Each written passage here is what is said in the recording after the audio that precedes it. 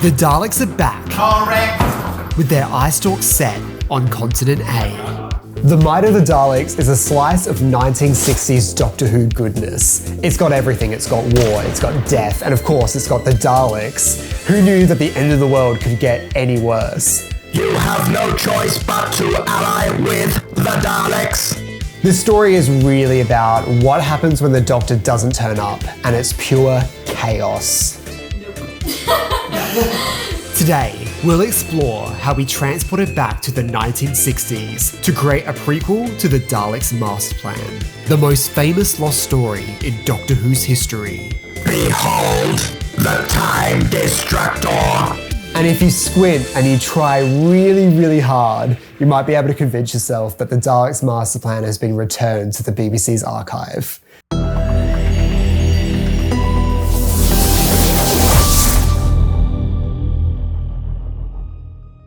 So, when did this project start? This project first came about, I guess, through Josh and my friendship. I used to watch his fan films on YouTube, and eventually we became friends. We chatted for years about, I feel like mainly life, but more recently it's been about Doctor Who.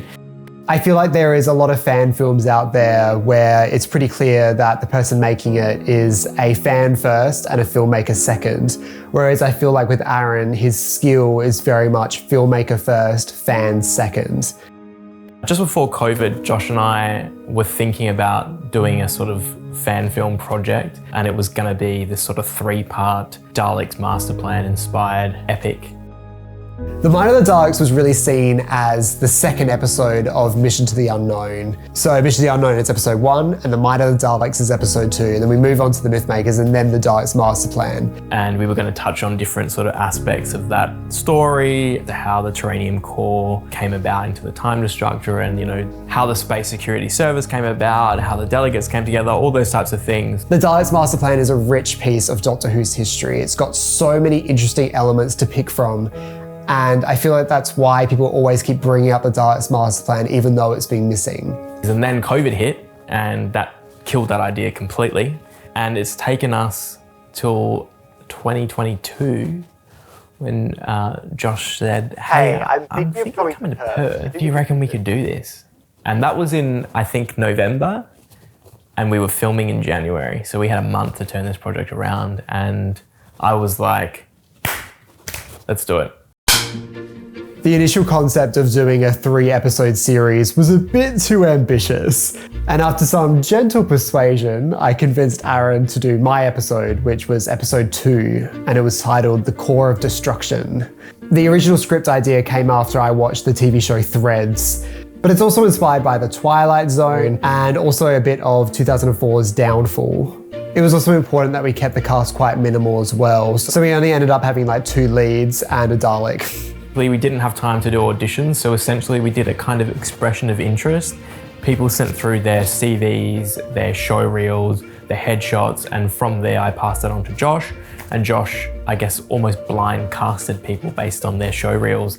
Where I didn't get to see any auditions, it was purely just based on show reels, which is actually really hard to do because what I'm really looking forward is to see if someone can pull off a certain acting style. Because 1960s Doctor Who, it was very much a blend of film and theatre acting and somewhere kind of in the middle.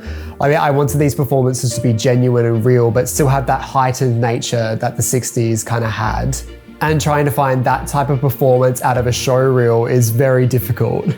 Crew was fairly easy. A couple of people that I would usually rely on because it was a sort of Christmas, New Year's break weren't here. I was able to have my sort of main man, Blake Thomson, gaffing, and he recommended Joe, who came on board to do the DP work, Luke Moore, who did sound, Mel Clarkson came back to do makeup for us, my partner Aaron Chappell and I took care of production design, so that's sets, costumes, props. We didn't want to have any Doctor Who fans on set.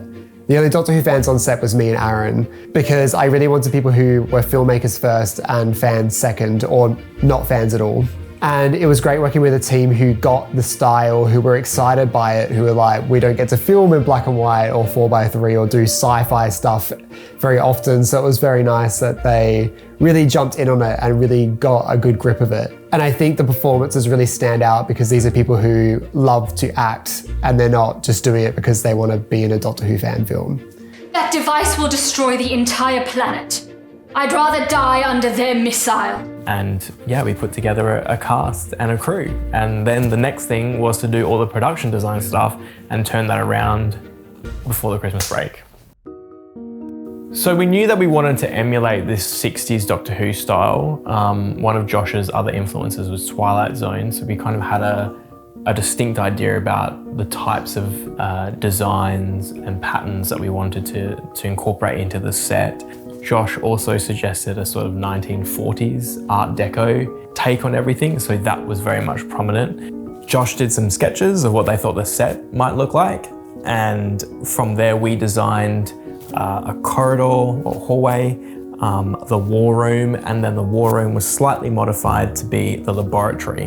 The laboratory set was kind of very loosely based on the testing area that's in Dalek Master Plan. So the sets are constructed out of wood. They're pretty basic sort of, I guess, almost theatrical flats. The time destructor prop, which was made out of plastic tumblers, and a 15-centimeter Christmas bauble. So I live in Adelaide and Aaron lives in Perth, and we decided to film in Perth because Aaron's a set builder and he wanted to do all that type of stuff. So I had to fly to Perth, which is about a 3.5-hour flight. So I went on this plane all by myself, which was scary enough. And then on top of that, I'm meeting people I've never met in real life before. Like, this could be like the most elaborate catfish of all time. But thankfully, Aaron was a real person. We picked Josh up at 7 o'clock from the airport, and I made Josh aware that when they would get here, we would work them to the bone for that first day, and that's what we did. Whether it was finishing off different set pieces, the space that we used is essentially a double garage, so we had to clear that out, lay some flooring, and then build the sets. The first set of the day, which was the hallway. Yeah, we worked from when we picked Josh up at 7 till probably 10, 11 o'clock at night, getting everything ready for the day before. I actually left them at around 5 p.m. because I had to go film an episode of the 50% Doctor Who podcast with my good pal Connor. Love the 50% boys. If you haven't checked out their podcast, I recommend it. They're so laid back and chill, which I love. And like, by the time I got back to my hotel room, I had been up for like 13 hours straight. Like, I was completely delusional, which is probably not the best thing to do before the first day of filming. But I was there for such a short amount of time, I just had to fit as much as I possibly could into my tight schedule. Beautiful. About 9 o'clock, all our crew arrived, 9:15, the actors arrived, and we got them into their hair and makeup and got them on set. First day is always a bit funny because, you know, in our instance, we were working with new crew, new actors, which we hadn't worked before. So everyone's finding a dynamic. We're also shooting in January in Western Australia, which is usually summer. It's very hot and it seems to get hotter and hotter. I swear I was sweating from the moment I landed in Perth until the moment I left. It was so hot there. And I was so worried that the heat would like demotivate the cast and crew, but everyone was such a trooper. They worked so hard and it didn't seem to bother them at all, which was really great. The first scene we shot was the hallway content, which was fairly simple. It was good to sort of get those little sort of sets out of the way first, and it was a good way to sort of warm up the cast and crew as to what they were going to expect. And getting to do stuff practically was really fun as well. For the shot where Maximiliano had to shoot himself, Blake, our gaffer, had like a torch and like shone it at the moment that he fired, and it was really, really nice to have that more practical edge instead of having to do like a special effect, which would have been too contemporary and wouldn't have blended as well. And every single time Maximiliano had to fall on the ground, he did it every single time, even if it was out of shot, like he was just fully committed. And I really do appreciate that. And yeah, once we finished filming on that one, we had to sort of move some walls out of the way to turn it into what became the Dalek ship. In sort of true 60s style, because it was quite a minimal set, and we sort of took our inspiration from those early Dalek stories, the background was sort of a theatrical curtain. And then we had our sort of hero Dalek console and the sort of patterns and designs that you would have seen in the Daleks or the Chase or the Daleks Master Plan. And because we only had one Dalek, we had to do some sort of camera trickery and some split screen stuff to expand our army a little bit. Correct. This next day was our shortest. It was mainly just filming in the war room. But even though it was a short day, it was a very important one because it was our opening scene and also the first interaction with the Daleks in chronological order. You have no choice but to ally with the Daleks. One of the other aspects of that particular day was getting out of the way some scenes from the following day, and that involved aging our characters. So in the Daleks master plan, when the time destructor activated and they were aging Sarah Kingdom to death, so how they achieved it was that they had young Sarah, and then they did Jean Marsh's makeup to make her look older, and then they replaced her with an older actor who would play the aging Sarah Kingdom, and then they would age her to dust.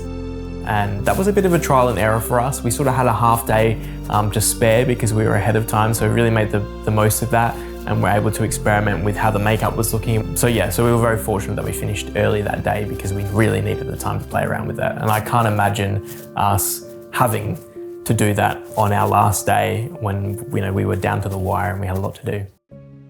So the last day was the laboratory scene. Once we started putting that set up, Josh realized that the set wasn't quite as big as they wanted it. So we kind of had to change our little design. I'd built these sort of 2 control panels inspired by some ones in Dalek Master Plan. The set just wasn't big enough. So Josh suggested that we put one of the control panels in between some of the wall flats just to extend the set slightly, which meant that we couldn't use the second one, unfortunately. So I was very sad and bitter about that. But that was okay because it all worked out and it gave us the room that we needed, because when we started filming, it was quite tight. I feel like one of the most authentic 1960s Doctor Who experiences was we did this one long take. We did it all in like a dolly shot, so it was all wide just to capture the whole scene. The door swung open, was flying around, hitting the Daleks. There was stuff falling over. There was... Thank you. And it was just constant problems. I felt like I was transported back in time to like Lime Grove Studios. It was just a nightmare.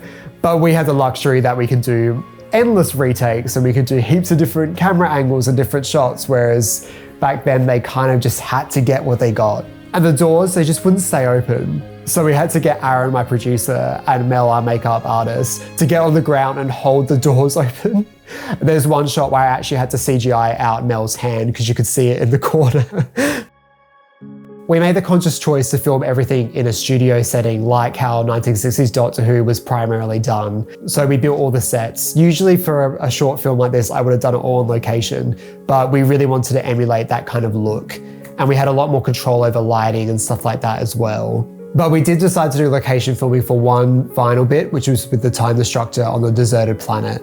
So I had the idea that we take the time destructor to one of the many sandy plains that we have here in Western Australia to do some shots. We originally were going to go to the Pinnacles, which is a very tourist spot in Western Australia, but unfortunately it was about 2.5 hours away and Josh had a very tight schedule. So instead we took a trip to some salt plains, which is sort of south of Perth, and we were able to put our time destructor prop on the very windy white salt plains, which actually damaged the prop, so that was a bit sad. Unfortunately, I couldn't make it to the model sequence filming because I was in Adelaide. And this was filmed a few weeks after we did the principal photography. So Aaron took over as director, but we had Joe, our DP, and Blake, our gaffer, back, which was really great because they were so good. So I was just sitting patiently at home waiting for them to come through my inbox, and I was so happy when I saw them as well. It was so cool. Obviously, these are clearly models, but I felt like this is how they would have done it in the 60s. I was worried because I'm like, I'm opening this short film with these models. If they don't look good, people are just gonna quit out in the first 2 seconds. But I think most people are gonna get what we're doing, and hopefully they appreciate going that extra mile to film it naturally. For this project, I yet again got to work with the incredibly talented Barnabas Sharp. They did the entire score for this production, and I worked with them in the past on my 7th Doctor Ground Zero motion comic adaptation, and their work was just incredible. It just blew me away, and I just said to Aaron, I really want to go with them again. They are very, very good, and they're going to get the vibe straight away, and as soon as I got that first draft, I was like, yep, perfect. They totally knew exactly what I wanted, just based on a handful of notes. And I just love their work. Josh placed a lot of faith in me, I guess because they saw that I'd done all these sort of big Star Trek projects, and they thought that I could pull it off. So I'm very grateful, very pleased that I had the opportunity to do this, but also that I had the opportunity to do it well, and we got it in the can. Honestly, doing a project like this was really out of my comfort zone. I do a lot of corporate work, and I do obviously YouTube, and I do a lot of freelance stuff, but it's rare when I get to direct a piece of drama. Not to mention the fact that I was flying to another state where I didn't know anyone, and I was completely out of my comfort zone. I think because Aaron and I have such a mutual respect for each other, and he had a lot of faith in me, and I felt like I was completely supported. We had the perfect cast, we had the perfect crew, and I felt like everyone was so into it. And it was so great to work on something that was so positive. And it was great to work on something Doctor Who. I really felt like I was traveling back in time when I was working in the BBC in the William Hartnell era. And I loved every second of it. I think it's going to get people excited. I think we've captured that 60s style. I hope people enjoy the story. I hope people appreciate all the effort that went into it, because we really worked our butts off for the last sort of month to bring this project to life. And I'm so grateful that I got the opportunity to work with Josh. I have admired everything Josh has done over the last however many years. We've been friends, 10 years.